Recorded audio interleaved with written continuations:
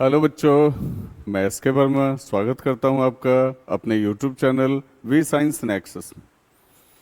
और हम लोग पिछले लेक्चर में बात कर रहे थे बेटा कॉनकेव मिरर्स की, है ना। आज हम लोग बात करेंगे कॉन्वेक्स मिरर के बारे में। ओके, इसमें जब रे आती है तो कैसे आती है, कैसे निकलती है, उसका पाथ ट्रेस करेंगे। ये जब इमेज बनाता है तो कैसा बनाता है उसको भी एक्सप्लेन करेंगे। तो चलिए आज का लेक्चर स्टार्ट करते हैं। ओके, पीछे वाला लाइट ऑफ कर दो।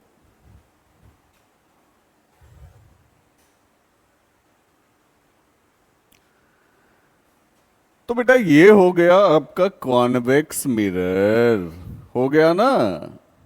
क्यों?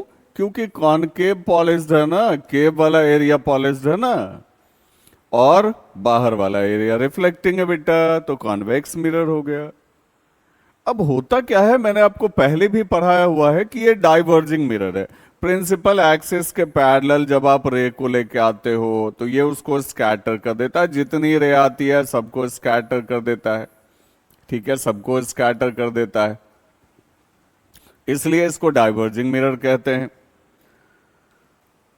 अब इसमें जो प्रिंसिपल एक्सिस ड्राउ करते हैं आप, ठीक है, तो आप दोनों तरफ ड्राउ करेंगे, याद रखिएगा इस चीज को, क्योंकि एक तरफ आपको ऑब्जेक्ट डिस्टेंस मेजर करना है और दूसरे तरफ पीछे बनेगा ना इमेज, इसका वर्चुअल एंड डायरेक्ट बनता है ना,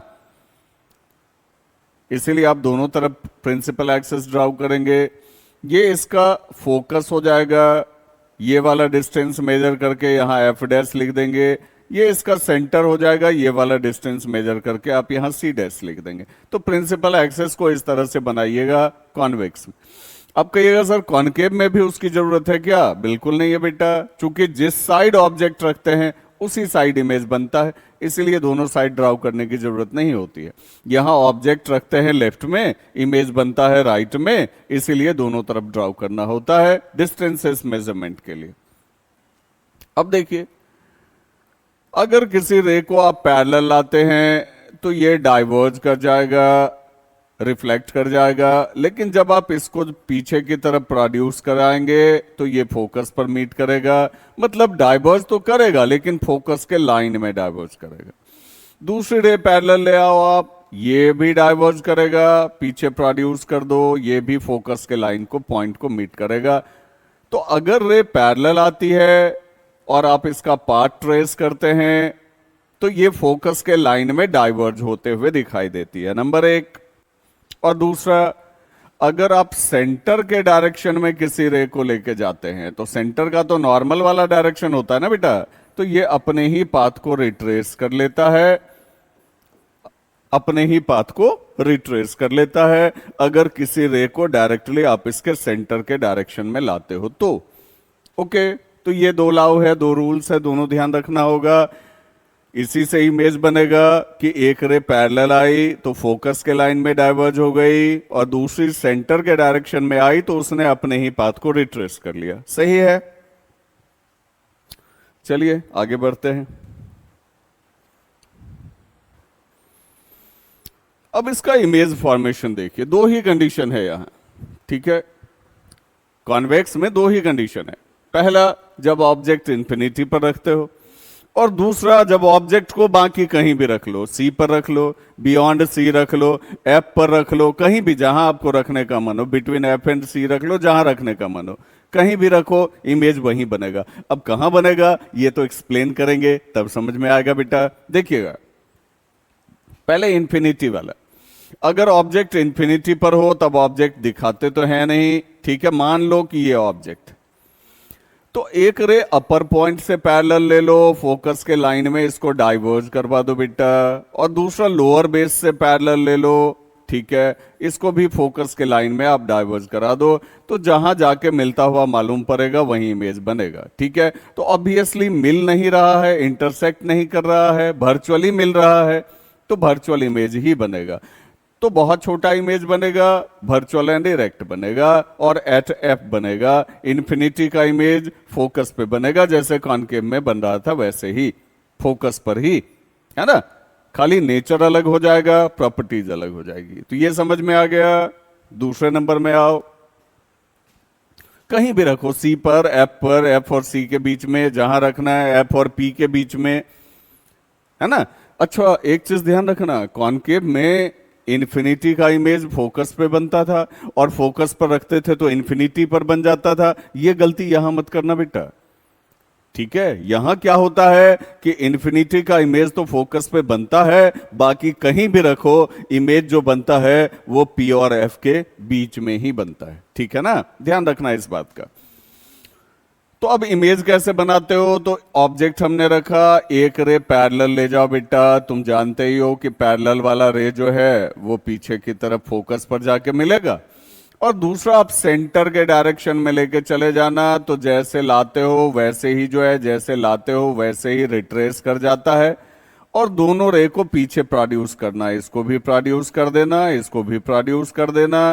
तो जहां मिलता हुआ मालूम पड़ेगा वहीं इसका इमेज बन जाएगा, वर्चुअल एंड इरेक्ट बन जाएगा। एक बात और ध्यान रखना है, कॉन्वेक्स मिरर कभी भी ऑब्जेक्ट से बड़ा इमेज नहीं बनाती है। जब भी इमेज बनाएगी तो H O is greater than H I होगा, ऑब्जेक्ट का हाइट बड़ा होगा, इमेज का हाइट छोटा होगा।